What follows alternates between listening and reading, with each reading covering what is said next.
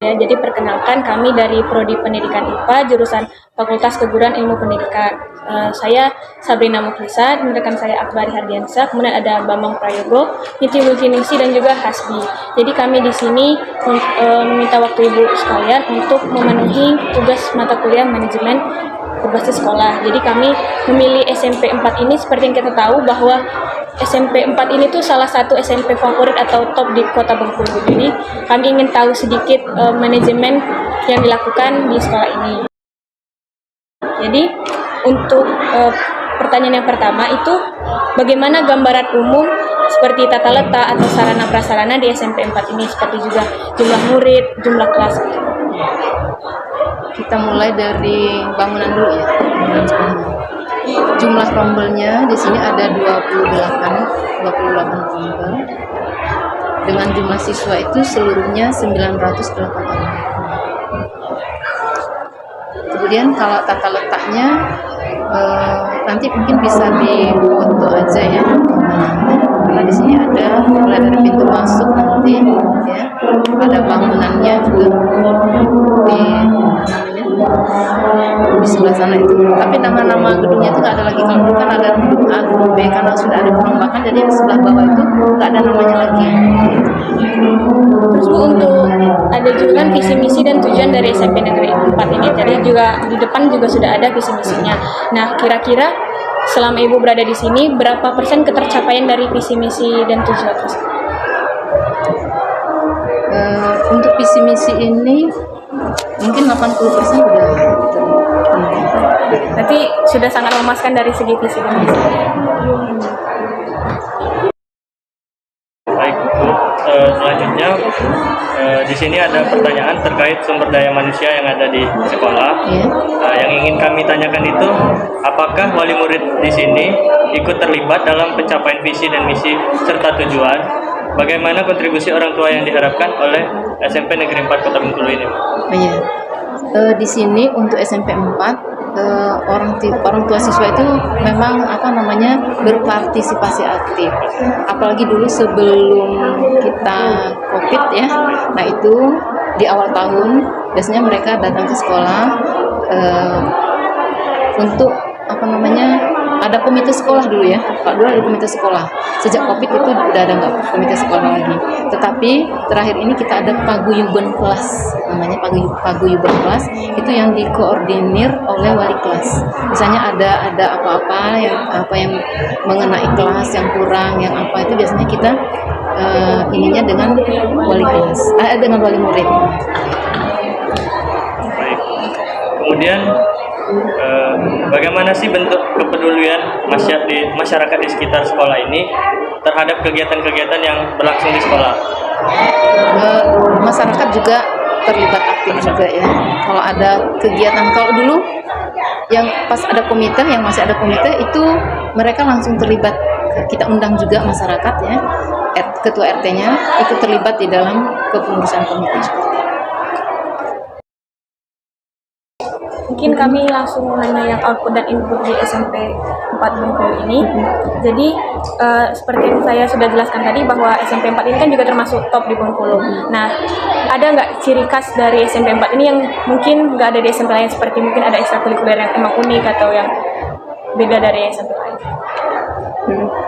Baik, terima kasih ya. Jadi pasti nanya kalau terkait dengan output input itu secara ciri khasnya kalau yang kami sering dengar begitu ya, bahwa bagaimana sih alumni 94 di sekolah, bagaimana sih alumni 94 kalau di luar begitu kan. Jadi kalau yang kami dengar itu alhamdulillah masih baik ya, masih baik penilaiannya kepada anak-anak yang lulus dari SMP 4 ini, terutama dari karakter ya, begitu. Jadi dan kemudian juga di sekolah yang lebih tinggi, misalnya di SMA itu mereka tuh kelihatan ya, kayak yang awalnya itu di segi kepemimpinan, misalnya kemudian menonjol kepemimpinannya di SMA itu. Kemudian dari segi prestasi misalnya ya, dia juga menonjol di SMA-nya, begitu juga diperhitungkan juga. Dia rata-rata sih output dari SMP 4 ini masuk ke sosok Polri dan juga mungkin universitas yang yang bergengsi juga, kemudian di sekolah-sekolah dinas pendidikan. Contohnya saja kelas yang saya dulu waktu saya wali kelasnya gitu ya, contoh kecil gitu. Itu rata-rata anaknya itu ada ke IPDN, ke SPIS, ke lembaga yang mana lagi itu, pokoknya soal kedinasan untuk mereka masuk gitu. Dan mereka termasuk diperhitungkan juga lah gitu. Jadi seperti itu masih ini. Kemudian terkait kegiatan ekskulikuler, banyak ya kegiatan ekskulikuler di SMP 4 ini. Banyak di sini kalau saya mencatatnya di sini kalau mau disebutin ya mulai dari English Club gitu ya, seni tari, musik, drum band. Tapi drum band ini sedang vakum. Kemudian futsal, olahraganya basket, kir gitu ya, olimpiade. Kemudian kegiatan bulu tangkis, kir, mading gitu ya, MR, SSI, kemudian pick air gitu ya. Seperti itu kurang lebihnya. Silat, karate belum, kurang lebihnya seperti itu. Jadi yang kita tahu juga bahwa output yang didapatkan pada SMP 1 ini, bahwa murid-murid ini SMP 4 ini, bahwa murid-murid yang telah lulus dari sini itu emang masuk ke SMA favorit maupun masuk ke sekolah kedinasan. Ya. Kalau terkait gini yang pertanyaannya ini, pengembangan peserta didik ini ya, kemudian upaya yang dilakukan oleh sekolah.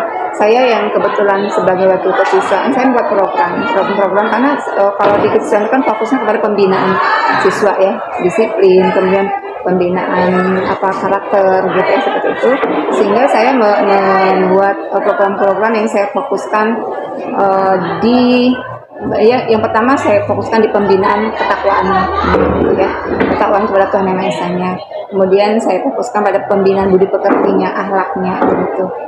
Ya, misalnya kalau pembinaan kepada keimanan ketakwaan, saya setiap hari kami secara rutin dan itu sudah menjadi sebuah sistem yang berjalan terus begitu ya, seperti zikir, seperti tadarus, seperti salat duha, itu seperti sebuah sistem. Artinya siapapun yang akan kepala sekolah, siapapun yang akan masuk ke sini itu akan terus berjalan gitu, tidak ada ini gitu. Jadi kami itu udah menjadi suatu budaya gitu. Kemudian di pembinaan karakter gitu ya, tentu kami melaksanakan kegiatan sapa murid dulu pagi-pagi seperti itu. Kemudian ya kami mengadakan membudayakan anak untuk melakukan disiplin positif begitu ya, seperti itu. Kemudian tentu penanganan terhadap anak-anak yang bermasalah itu akan kami lakukan ya sesuai dengan ininya gitu ya, situasi kondisi anak tersebut begitu. Kemudian itu kemudian pembinaan kepada kepribadian, wawasan kebangsaan gitu ya. Itu banyak kegiatannya juga begitu ya, upacara bendera segala macam gitu ya. Jadi kemudian pembinaan prestasi akademik. Jadi kami ada olimpiade gitu ya, kemudian juga dari ekskul olahraga. Di sini banyak siswa berprestasi baik olahraga maupun akademik begitu ya, nah, seperti itu. Dan sesuai dengan visi kami juga, visi kami itu unggul dalam prestasi ya, kalau nggak salah ada bunyinya kalau nggak salah, unggul dalam prestasi, sehingga kami menyadari sebagai warga SMP Negeri 4 Kota Bengkulu ini fokus bahwa kami akan memfokuskan anak ini untuk bisa berprestasi. Di samping juga karakter gitu, karakter itu kami sudah menjadi pembiasaan tadi ya, seperti itu. Nah kemudian di bidang seni gitu ya, melalui seni tari gitu, ekskulnya begitu banyak. Nah kemudian pembinaan demokrasi gitu ya. Kami di sini di OSIS itu membiasakan anak untuk pemilihan OSISnya melalui debat gitu. Sejak saya lakukan debat. Ini belajar mereka untuk berbicara, menyampaikan pendapat, kemudian mengajarkan mereka demokrasi gitu. Jadi kami seperti seasonnya yang kemarin kami mengadakan seperti sistem pemilu gitu. Jadi semua bisa menyalurkan aspirasinya. Kami buat kotak-kotak apa sih namanya kotak suara dan mereka antri untuk memberikan suaranya. Udah mencoba masyarakat itu gitu. Kemudian kewirausahaan juga begitu ya, keterampilan kewirausahaan gitu ya.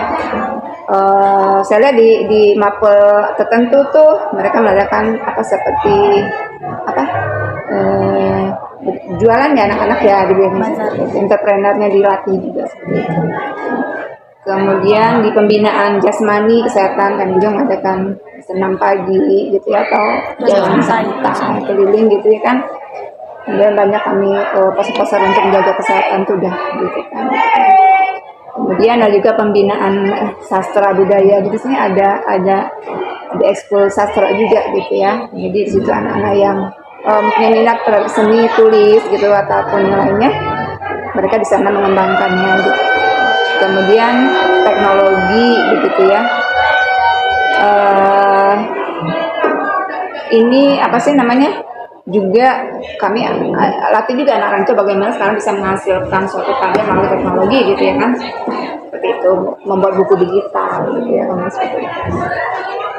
Kemudian ya komunikasi dalam bahasa Inggris ya, kami ada English Club gitu ya, seperti itu. Jadi itu lingkup pembinaan yang saya lakukan jadi untuk tadi menghasilkan output yang bagus ya gitu.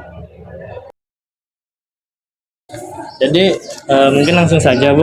Di sini ada beberapa poin pertanyaan yang sudah kami buat. Langsung saja, mungkin yang pertama ini terkait dengan bagaimana sih manajemen yang telah dilakukan di SMP Negeri 4 Kota Bengkulu ini, baik internal maupun eksternal. Jadi sebelumnya Bismillahirrahmanirrahim. Assalamualaikum warahmatullahi wabarakatuh. Adik-adik, karena ini tugas dari dosen ya, jadi ini untuk melihat bagaimana sih setiap sekolah itu menentukan manajemen berbasis sekolah di tiap sekolah. Jadi diingatkan kembali bahwa saya menjelaskan ya, jadi kalau SMP 4 itu semua sekolah itu manajemennya pasti diawali dengan mereka harus berdiskusi dulu ya, menetapkan setiap manajemen yang eksternal maupun internal. Jadi misal manajemen bagian bagaimana kegiatan kesiswaan, bagaimana kegiatan pembelajaran, bagaimana sarana prasarana. Balik lagi semua manajemen berbalik kepada 8 sasak standar ya. Nanti kemudian ada namanya 8 standar. Kalau sekarang itu sudah masuk ke 4 standar ya. Ada 4 standar itu, ada standar pembelajaran, ada standar kesiswaan, ada standar terakhir adalah manajemen sekolah. Nah, kalau manajemen sekolah yang semuanya diawali dengan pengikutsertaan dulu. Jadi tidak langsung kami menetapkan misalnya contoh begini, manajemen sekolah yang berbasis sekolah dalam hal kurikulum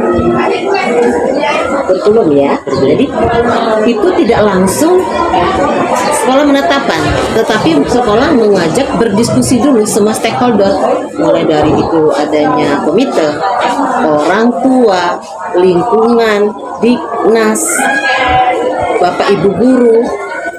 Jadi semua elemen. Semua stakeholder atau elemen berdiskusi, kontribusi dalam pengambilan keputusan. Iya, jadi manajemen sekolah tidak berdiri sendiri sayang, jadi semuanya ikut. Nah, jadi kalau SMP 4 itu misalnya sekarang ajaran barunya kan Juli ya. Juli.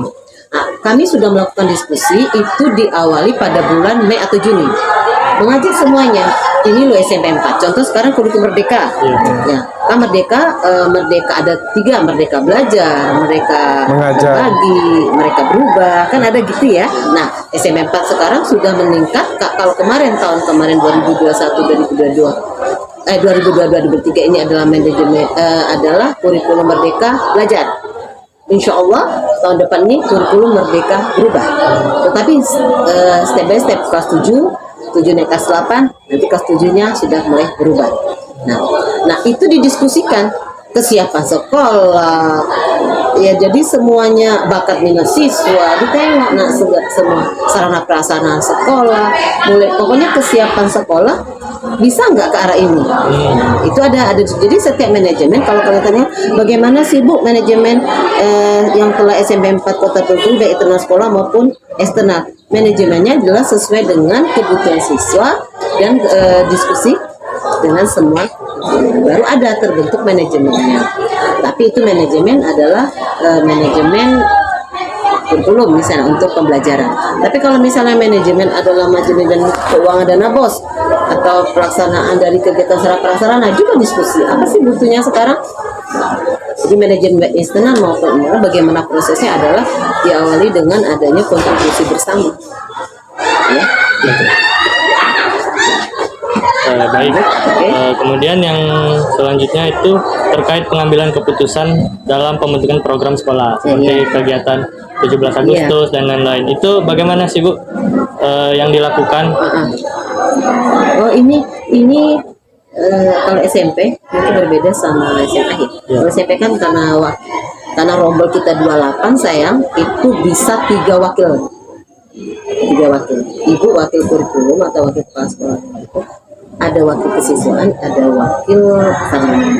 Nah, wakil kesiswaan biasa berprogram. Kegiatan apa yang rutin, kegiatan apa yang biasa di hari-hari besar, kegiatan apa yang akan itu ada semua. Siapa yang terlibat, itu sudah ada. Itu biasa program ini. Bagaimana ini dilakukan musyawarah. Kata ibu tadi musyawarah dalam diskusi dengan semua stakeholder. Ya. Nah, lalu ini tertularlah sama programnya kesiswaan, itu nanti berwujud sama dana bos. Nanti itulah yang makanya dana bos itu kita ikut berkontribusi menyusun apa yang diperlukan ya. Jadi melalui musyawarah pasti. Selanjutnya. Oke. Jadi untuk pertanyaan selanjutnya itu Bu, kan tadi udah ada mengenai ada rapat untuk kegiatan-kegiatan besar di SMP ini. Nah, untuk evaluasi dari kegiatan itu biasanya dilakukan berapa kali dan bagaimana prosesnya? Ya, kalau evaluasi misalnya kalau kurikulum evaluasi pembelajaran itu tercermin di dalam kurikulum ibu. Jadi misalnya evaluasi penilaian siswa itu berapa kali, lalu bagaimana kriteria kenaikan, kriteria kelulusan itu, mapel apa yang diajarkan itu ada di dalam kurikulum. Tetapi kalau untuk yang lain misalnya seperti kegiatan-kegiatan kesiswaan itu biasanya setiap rapat.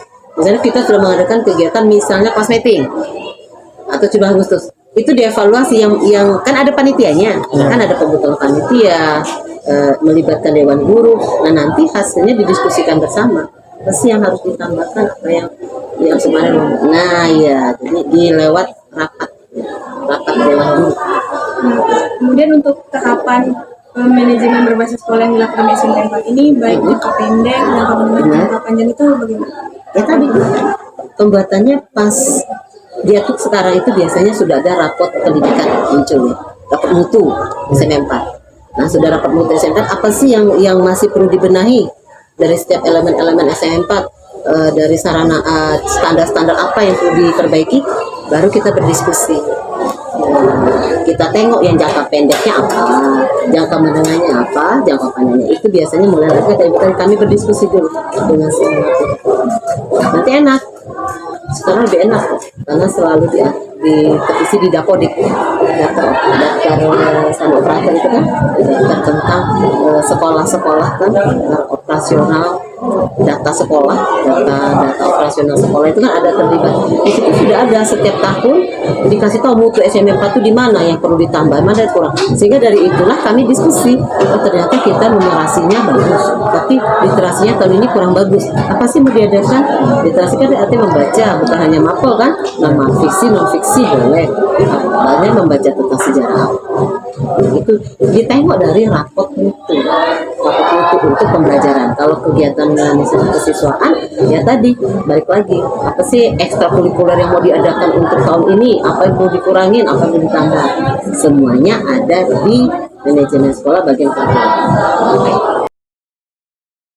Yang terakhir sebagai wakil kurikulum SMP 4 SMP Negeri 4 ini, apa harapan yang ingin dicapai dari SMP? Harapannya itu sebenarnya untuk ke depannya sih kita bisa mengadakan pembelajaran berbasis siswa ya. Jadi memang teorinya perbaikan dalam proses pembelajaran itu Karena itu kehendak dari Merdeka Belajar ya, Merdeka Belajar, Merdeka Mengajar, Merdeka Belajar untuk siswa, Merdeka Belajar untuk kita. Itu adalah proses pembelajaran di kelasnya lebih oke lagi. Banyak hal-hal yang perlu diperbaiki. Selama ini memang bagus, tapi aja harapan saya adalah ya lebih tentukan dan siswa lebih tahu. Anak sekarang tuh ngikut ya. Sebenarnya kita tuh kan tidak ada, bukan matematika yang terbaik, bukan IPA yang terbaik. Sebenarnya semua itu kan punya seni budaya bisa itu yang terbaik. Karena setiap anak punya kompetensi tidak sama. Sehingga sekarang tuh harapan kita yang terbesar SMA 4 adalah bisa mengakomodir semua kompetensi siswa. Ini tidak beranggapan bahwa nilai matematika bagus.